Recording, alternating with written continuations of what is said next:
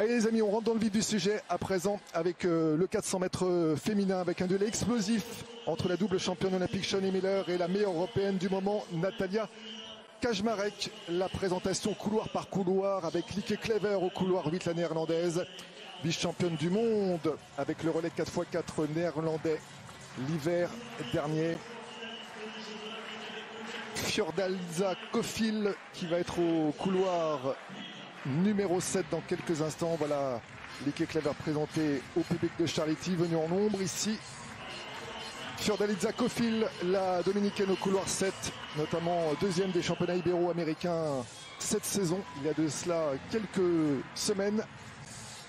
Anna Kielbasinska, la polonaise, qui a déjà été chronométrée en 50 secondes, 38 centièmes cette saison. La deuxième européenne pour l'instant sur le tour de piste. Derrière sa compatriote Natalia Kaczmarek. C'est elle qui a claqué le meilleur chrono européen cette saison, 50 secondes 16 à Ostrava. Vice-championne olympique avec le relais 4x4 polonais l'été dernier.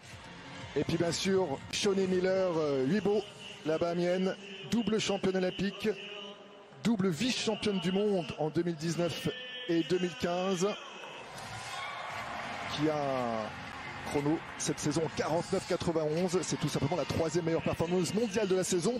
Amandine Brossier, la numéro 3 française du moment, championne de France l'an passé, demi-finaliste des Jeux.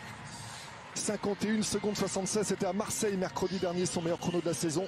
Justina Święty-Ercetic, l'autre polonaise de cette course, championne d'Europe à Berlin en 2018, 7e des championnats du monde à Doha en 2019. Et enfin au couloir 1, autre française, Shana Grebo, la numéro 2 française du moment, d'ailleurs Sorna Lacoste, la championne de France également, qui a claqué un 51,71 à 3 cette saison.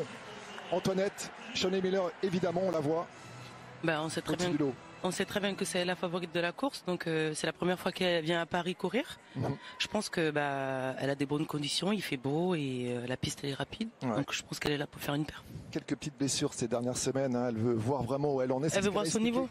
C'est ce qu'elle a expliqué en conférence de presse hier avant le meeting. C'est ce qui explique aussi le fait qu'elle n'est pas beaucoup sortie cet été. Exactement, tout à fait. Et après Paris, eh bien, ça sera direction les championnats nationaux, chez elle aux Bahamas. Et il lui manque un seul grand titre dans sa carrière, celle de championne du monde. Elle espère bien sûr aller le chercher à Eugene au mois de juillet. Dans un mois, en attendant, eh bien, elle s'étalonne sur différents meetings avant de disputer les championnats nationaux et surtout aller chercher un titre magistral aux mondiaux dans un mois, qui sait, à Eugene. En attendant, c'est le meeting de Paris, Shaunae Miller au 4 avec notamment les polonaises Kaczmarek, Kiebalczycka au 5 et 6.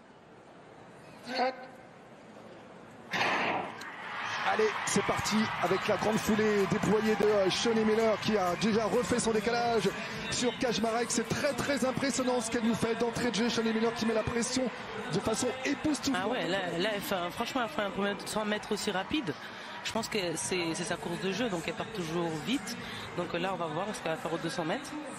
Donc je pense que de toute façon, c'est son style de course. Elle part toujours vite et après, elle filme de plus en plus vite. Et attention à Lieke Clever également au couloir 8, qui est parti très vite. Mais Shaunae Miller qui prend la mesure de ses adversaires. L'entrée dans la dernière ligne droite avec l'avantage, bien sûr, pour Shaunae Miller. Lieke Clever qui est bien placée également. Kiebalczycka également qui est dans le tempo. Shaunae Miller qui va l'emporter, qui va remporter ce 400 mètres. On va avoir bien sûr un œil attentif sur le chrono. Shaunae Miller qui relâche un peu sur la fin. Attention, là, c'est facile. Là, je pense 50 secondes et 10 centièmes, c'est dommage. On avait envie de la voir aller un peu plus loin dans l'effort jusqu'au bout. Après, comme tu as dit tout à l'heure, je pense que comme elle a eu beaucoup de pépins physiques, là je pense que c'était un test et là elle a vu qu'elle était capable de faire quelque chose, donc je pense qu'elle a un peu dosé son effort puisqu'elle a les championnats de chez eux dans une semaine.